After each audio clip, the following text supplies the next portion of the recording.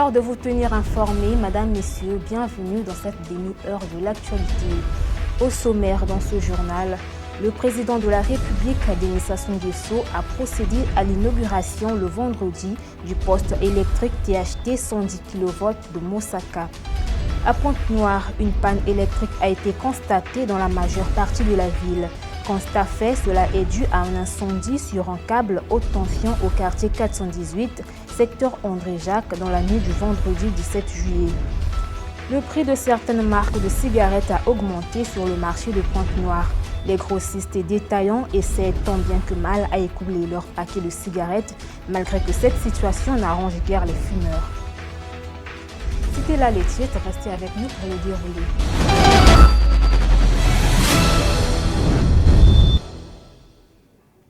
Excellentes conditions de suivi à toutes et à tous.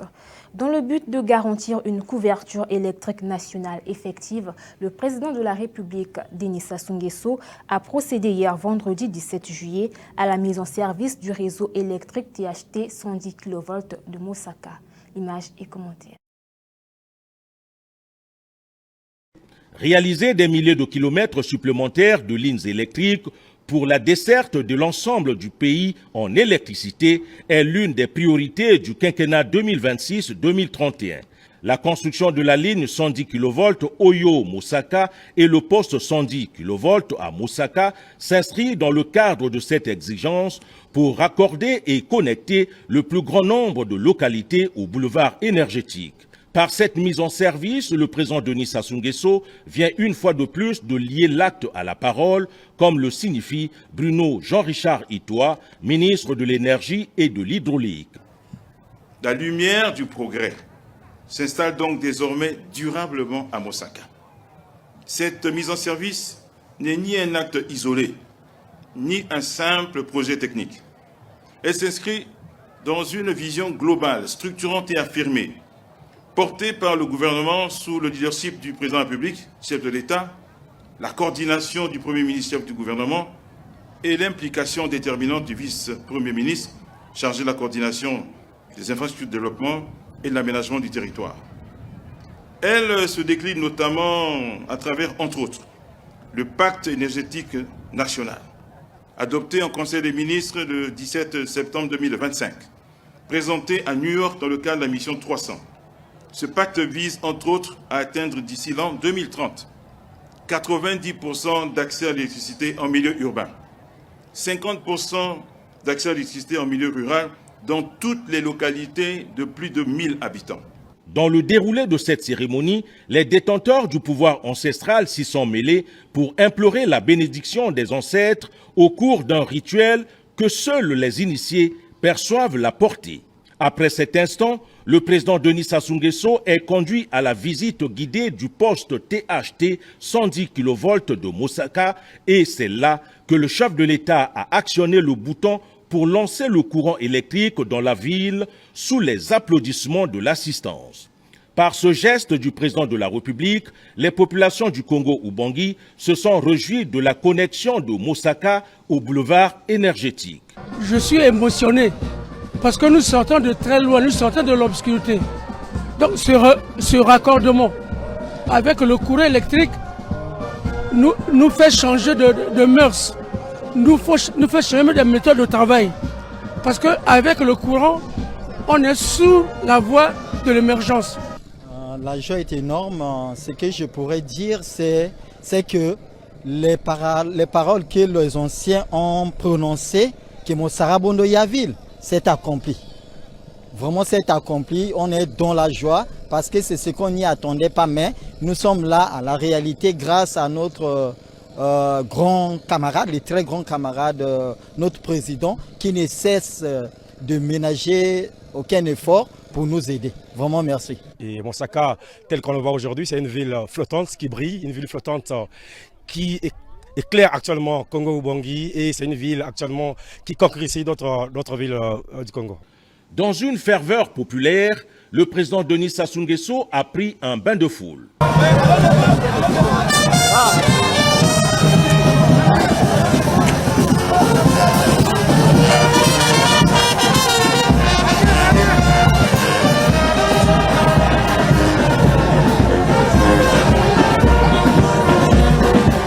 Par cet enthousiasme, les populations voudraient simplement dire merci au président de la République, Denis Sassou Nguesso.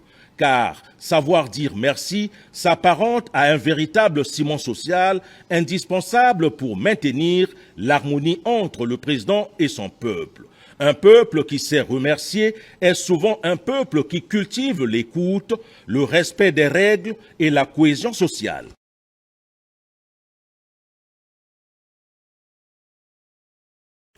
Comme annoncé au titre, une grande partie de la ville de Pointe-Noire est privée d'électricité à cause d'un cas d'incendie sur un câble haute tension survenu dans la nuit du vendredi 17 juillet 2026 au quartier 418 André Jacques. Les causes exactes de cet incident ne sont pas encore connues. Nos reporters Elius Boabé et Kevin Le Différent étaient sur les lieux et voici leurs notes de constat. C'est une situation malencontreuse qui est survenue dans la nuit du vendredi 17 juillet 2026 aux environs de 21h au quartier 418 sur l'avenue Antoinette Sassou Nguesso. La coupure d'électricité constatée dans plusieurs quartiers de la ville océane serait due à un cas d'imprudence d'un inconnu qui aurait brûlé un tas d'immondices situé à côté du câble de courant haute tension qui quitte la centrale d'André Jacques jusqu'au port de Pointe-Noire. Près de 50 mètres de câbles ont pris feu avec des détonations qui ont apeuré les populations de l'avenue Madame Antoinette Sassou Nguesso, située à quelques 200 mètres du terminus 500-418. Vraiment, pour expliquer, c'est un peu difficile puisque c'était passé dans la nuit. J'étais en dormant et j'ai senti le brandissement du... C'est comme une bombe. Et quand je suis réveillé, et on m'a dit que c'est les fils du courant qui s'étaient coupés. Et on a mis le feu. Donc vraiment, c'est un peu ça. Et les gens sont arrivés. Ils ont essayé un peu d'éteindre le feu. Et ça a pu marcher un peu. Les gens étaient vraiment un peu inquiets. Quand on sortait, on a vu seulement comment le feu s'est brûlé. Et les gens du quartier sont sensibilisés pour éteindre un peu le feu. Et oui, il y a tous les fils qui étaient là. Il y a le feu, il y avait des fils de courant, les fils d'eau, tout ont pris feu et ça a coupé le truc. Il n'y a pas de dégâts matériels ou bien mortels des gens. Non. Dans le feu de l'action, les citoyens s'étaient mobilisés courageusement pour éteindre l'incendie avec les moyens de bord pour limiter les dégâts car c'est situé à proximité des pylônes et de la centrale. On a vécu un scandale dans notre quartier d'André Jacques. On était au nombre de 7 personnes, 2 filles, 5 garçons, venir voir un peu ce qui se passait. Et nous sommes arrivés sur les lieux, il fallait intervenir. Dans le manque de savoir, si je peux le dire, on a dû aller prendre l'eau. D'autres personnes avaient le sable, nous on avait des seaux d'eau pour essayer un peu d'éteindre le feu, sans pourtant savoir que le courant, on n'éteignait pas avec de l'eau en fait. Et on a essayé d'intervenir, la flamme s'est arrêtée et juste, à la fin il y avait juste la fumée. Il fallait essayer un peu de reculer de quelques mètres et observer si vraiment le feu était vraiment réellement éteint. Et c'est là qu'on aperçoit une grande flamme du courant. En tout cas c'était vraiment catastrophique, si je peux dire. Et après, là, chacun de nous a pris sa route. Et les gens du port sont venus, ont essayé d'observer, ont essayé de venir faire leur constat. Et la flamme a repris, vu que les câbles sont à côté de la poubelle. Donc forcément, il devait avoir feu. Aux autorités, je vais passer ce message, je vais dire que non, que s'il vous plaît, si vous pouvez accélérer les travaux, parce que selon ce que les gens du port nous disent, que les câbles, ils avaient enterré les câbles dans le ravin, sous terre. Et les câbles sont sortis dehors. C'est par rapport aux travaux sur la voie de Madame Sassou Nguesso, Antoinette. Donc voilà pourquoi ils avaient dû sortir les câbles dehors pour attendre que les travaux finissent et remettre les câbles sous terre. Donc nous demandons que les autorités accélèrent les travaux, s'il vous plaît, pour que la population soit en sécurité. Au moment où nous sommes arrivés sur les lieux, nous avons trouvé une petite équipe des agents de EKRC qui faisaient leur constat. Malheureusement, ils n'ont pas voulu se prêter à notre caméra, soulignant quand même que ces câbles haute tension sont exposés à l'air libre à cause des travaux sur la route Madame Antoinette Sassou Nguesso, entrepris par la société Socofront à proximité des ravins du quartier 418 André Jacques. Des travaux qui, selon les populations, durent trop longtemps.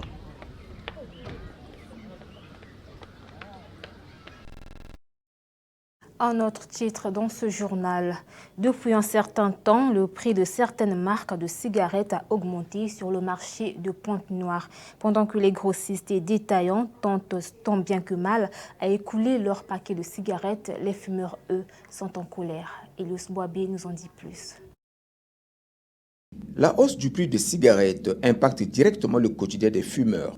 Selon eux, le bâton à l'unité se vend désormais à 75 francs au lieu de 50 francs comme à l'accoutumée. Les consommateurs se désolent de cette augmentation.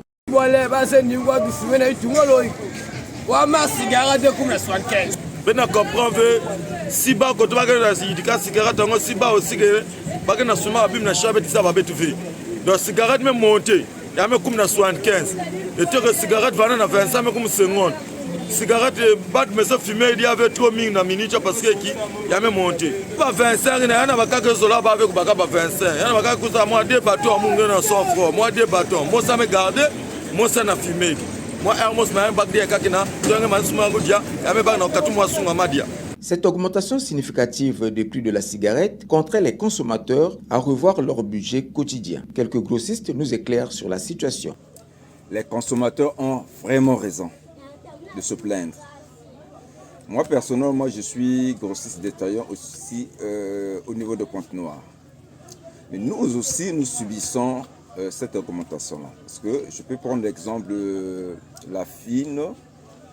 Avant, le paquet de fine coûtait, pour moi, qui est grossiste, le paquet de fine coûtait 7 900.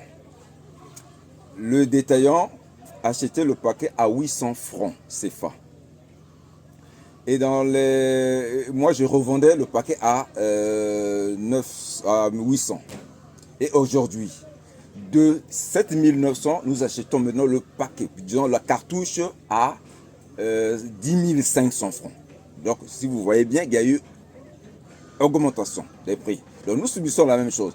Les consommateurs ont parfaitement raison de se plaindre. Enfin, ils ont raison. Donc, je ne sais pas, au niveau de la société SIAT, qu'est-ce qui se passe? Nous nous interrogeons, nous nous posons des questions.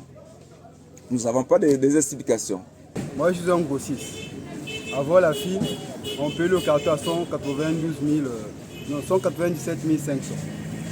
Et dans le 187 500 qu'on paye le carton, on avait un bénéfice de 2500. Et pour le grossiste, ça ne nous arrangeait pas. Alors là, la fine a augmenté, ça nous arrange même. Parce que là, on a maintenant un bénéfice dans le carton, on a maintenant un bénéfice de 12 500. Donc c'est un avantage. Quoi. Le client se plaint, mais il réussit. Ils achètent toujours, même se plaignent, ils achètent quand même. Actuellement, les fumeurs vont devoir revoir leur budget au quotidien s'ils veulent satisfaire leurs besoins. Car, en tout état de cause, le marché du tabac est strictement encadré par la loi anti-tabac numéro 12-2012. Fumer entraîne des risques majeurs liés à la santé, d'où fumer avec modération. Le e-commerce en République du Congo s'installe lentement mais sûrement. Vêtements, téléphones, etc. tout se vend en ligne. Moins de loyer pour les vendeurs et pour les clients, c'est livraison à domicile. Mais seulement ce système cache une autre réalité, les arnaques. Patience Ravi-Benoît et Francky Premier nous en disent plus. Au Congo-Brazzaville, comme partout dans le monde, le e-commerce explose. Les plateformes telles que Facebook Market, WhatsApp Business sont devenues des vitrines principales. Téléphones, ustensiles de cuisine, vêtements et autres sont proposés par des milliers de boutiques en ligne, facilitant ainsi la vie des jeunes entrepreneurs et des consommateurs. Oui, une fois j'étais en train de faufiler en fait sur Facebook. Je suis tombée sur les lunettes en ligne, j'ai fait la commande, on m'a livré à domicile là où je travaille. Pourtant, un phénomène récurrent gangrène ce commerce en pleine expansion, les arnaques qui se sont complexifiées avec l'usage de nouvelles technologies comme l'intelligence artificielle.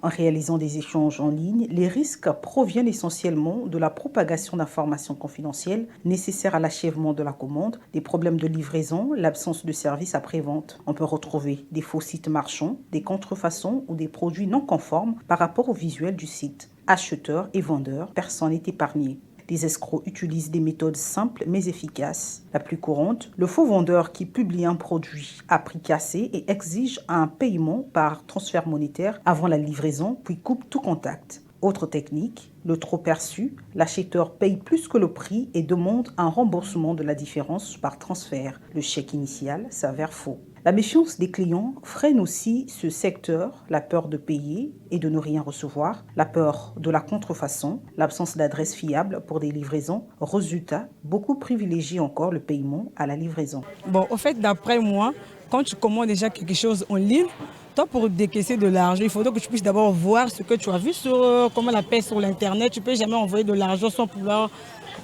pourtant avoir quelque chose en fait. Donc, c'est ce que je peux dire. Avant de donner l'argent, tu dois d'abord recevoir ce qui t'intéressait sur Facebook. Une fois, tu reçois ton truc et tu donnes de l'argent. C'est tout ce que je peux dire en fait.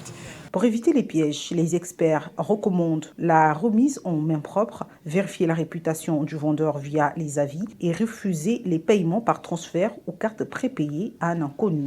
En cas d'arnaque, il faut conserver les preuves et porter plainte. Le e-commerce à l'avenir au Congo-Brazzaville, mais si et seulement si la confiance s'installe. À Pointe-Noire, la réhabilitation des infrastructures routières étant devenue une priorité de la municipalité de Pointe-Noire, c'est dans ce contexte que l'avenue Richard Bongo à Mvungu, à hauteur du Contre-Rail, est en chantier afin de faciliter la circulation aux usagers de la route. Rudy Gloire-Maswangi et Francky Premier. Réhabiliter le réseau routier de la ville de Pointe-Noire est une priorité pour la municipalité de la ville océane, comme c'est le cas de l'avenue Richard Mbongo à Vungu vers le Contre-Rail. Sur le terrain, les agents de la mairie sont à pied d'œuvre pour réparer cette partie longtemps dégradée avec les engins qui sont en train de compacter et passent à les grosses réparations. Et l'autre consiste à concasser le gravier. Pour les populations de ce quartier, c'est le retour de la dignité. Vraiment qui toko propre, bien là. Vraiment, vraiment, Madame le maire, merci. Parce que elle y a vendu vrai bizarre. Ma voiture vendue bois awa. Mais vraiment, la mairie m'a pensé na beto. Je remercie Madame le maire. Naïna, et c'est la cascade na beto. Ça me fait plaisir la façon que vous avez de travailler parce que tu sais que les chauffeurs ils ont trop parlé. Oh non, la mairie ne travaille pas. Et tu vois, du coup, c'est pas très bon. Mais moi-même, je vois en train de travailler. Même de moment, nous, de d'autres quartiers, ils ont félicité. Ils ont vraiment dit comme ça, là, c'est bon. La réhabilitation de cette avenue n'est pas juste couler du goudron, c'est de reconnecter plusieurs quartiers comme Vungu en Paka. Déjà, c'est une joie pour nous parce que cette voie principalement qui guide vers la pharmacie Pascal, elle est beaucoup empruntée et il y avait vraiment du désastre ici. Et nous remercions le maire pour son travail, c'est vraiment bien.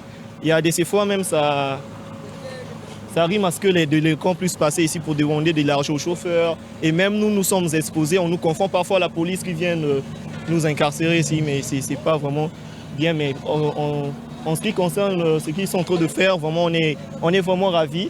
Et si possible, on aimerait aussi qu'on puisse remettre la lumière dans l'avenue. Ça serait vraiment une merci pour eux. En tout cas, nous leur encourageons pour leur travail, c'est vraiment bien fait. Rappelons que ces travaux qui vont durer quelques jours seulement viendront tant soit peu soulager les populations et usagers de la route et améliorer non seulement la sécurité routière, mais également renforcer la protection des routes contre les érosions et soutenir l'activité économique dans la ville. Pendant que certaines avenues sont en pleine rénovation, l'avenue de l'Indépendance, elle, au tronçon Fontietier-Patra, est dans un état critique, certainement à cause des pluies des dernières années, mais aussi du manque d'entretien. Elios Boabé, Rudy Gloire-Maswangi et Francky Premier signent ce reportage.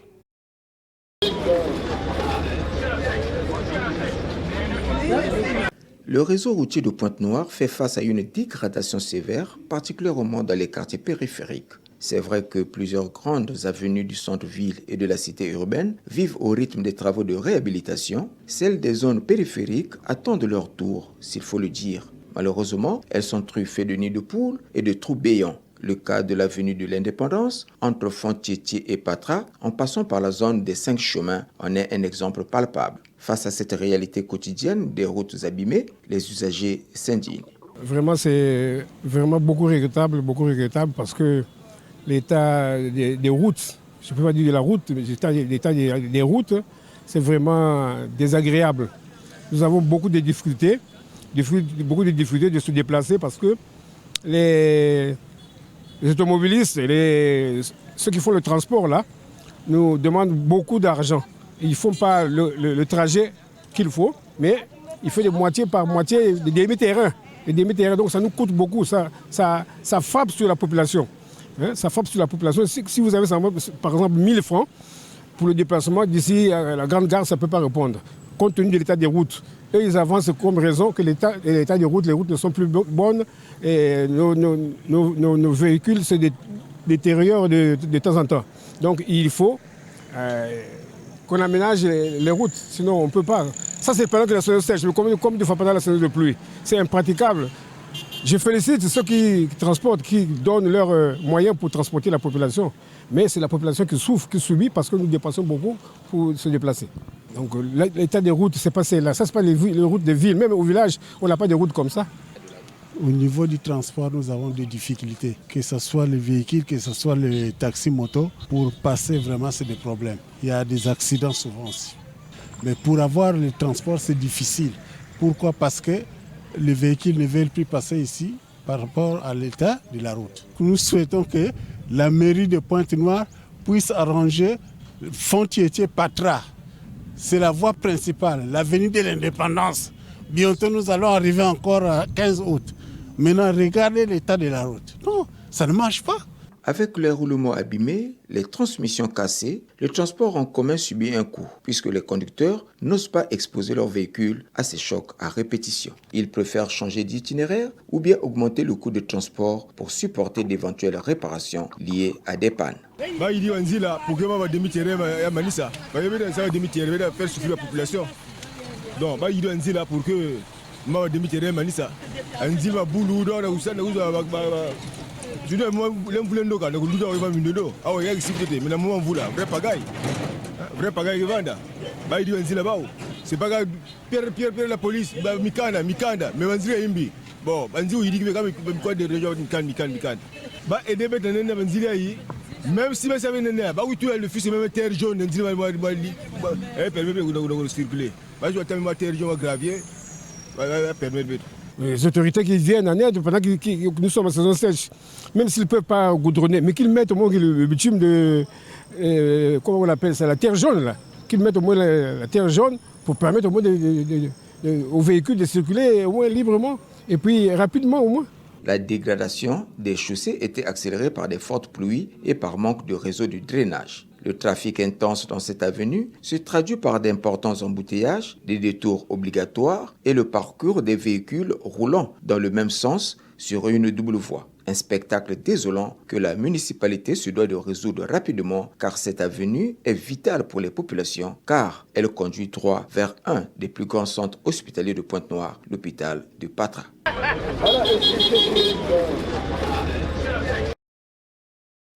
Hors des frontières congolaises, l'ancien président sénégalais Macky Sall, en campagne pour le poste de secrétaire général de l'ONU, a été reçu au palais présidentiel à Dakar par son successeur Bassirou Diomaye Faye. Le pourquoi et le comment de cette réception dans ce reportage. L'ancien président sénégalais Macky Sall a été reçu vendredi au palais présidentiel à Dakar par son successeur Bassirou Diomaye Faye. Cette visite intervient alors que Macky Sall est en campagne pour succéder à Antonio Guterres au poste de secrétaire général de l'Organisation des Nations Unies. Aujourd'hui, il a pris la décision d'accueillir le président de la République, de discuter avec lui sur un possible soutien pour le poste de l'ONU. Donc moi je pense que en tout cas c'est une fierté en tant que Sénégalais, de voir qu'il y a une unité nationale.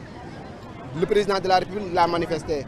À la tête du Sénégal de 2012 à 2024, Macky Sall revient dans le pays pour la première fois depuis son départ du pouvoir. Une visite saluée par ses partisans. Nous sommes là aujourd'hui pour lui soutenir, pour lui montrer que vraiment c'est un homme idéal pour diriger cette organisation. Et pourquoi pas aujourd'hui le Sénégal déclare officiellement sa position envers son fils, le président Macky Sall. Pourquoi pas?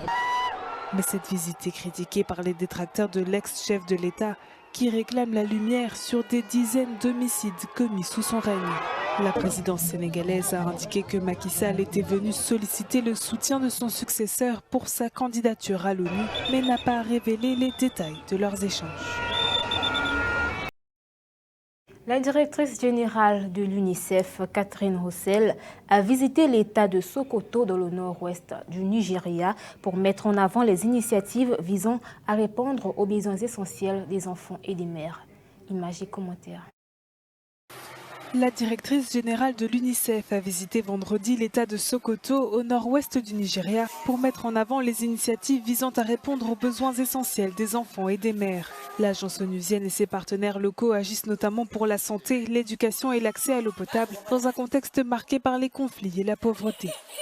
Nous devons veiller à ce que les enfants soient protégés dans ces conflits, que leur accès aux soins soit garanti, que leur alimentation soit assurée, que leur éducation soit préservée. Les enfants ne peuvent pas gaspiller des années de leur vie à cause des conflits. Cela a des conséquences à long terme pour eux. Et je pense que le monde doit s'unir et affirmer que les enfants constituent une ressource incroyable, que nous devons investir en eux et les protéger si nous voulons avoir l'espoir d'un avenir décent. Parmi les initiatives à destination des jeunes, le Digital Village, pour les aider à prendre en main les outils numériques. J'étais une adolescente non scolarisée. Je suis venue au Digital Village et j'ai suivi une formation aux technologies numériques. On m'a appris à utiliser une tablette et à mettre en avant mes compétences professionnelles sur les réseaux sociaux. Le Nigeria compte près de 105 millions d'enfants et d'adolescents, la moitié de sa population. Et pour terminer, le président brésilien Lula da Silva a réagi au nouveau droit de douane annoncé par l'administration de son homologue américain Donald Trump, affirmant que le Brésil refuse qu'un autre pays lui manque de respect. Suivez. Le président brésilien Lula a réagi vendredi au nouveau droit de douane annoncé par son homologue américain Donald Trump, déclarant que le Brésil refuse qu'un autre pays lui manque de respect. Le gouvernement américain a affirmé mercredi vouloir taxer à 25% certains produits brésiliens. Comme vous pouvez le constater, chers représentants de la presse, j'ai beaucoup parlé sans aborder la question des droits de douane. Et je ne le ferai pas, car le sujet qui doit retenir l'attention, c'est le système de santé publique brésilien. Le sujet qui nous intéresse, ce sont nos unités mobiles de santé pour les femmes. Le sujet, ce doit être les soins médicaux destinés aux femmes. J'attendrai donc que Trump s'exprime pour parler des droits de douane. Quand Trump parlera, je parlerai. Tant qu'il ne s'exprimera pas, je ne m'exprimerai pas. Car nous allons montrer que personne ne gagne en mentant sur le Brésil. Ils doivent être plus honnêtes que nous, ou ils ne tromperont pas la société brésilienne. Les États-Unis ont accusé le Brésil de recourir à des pratiques commerciales déloyales.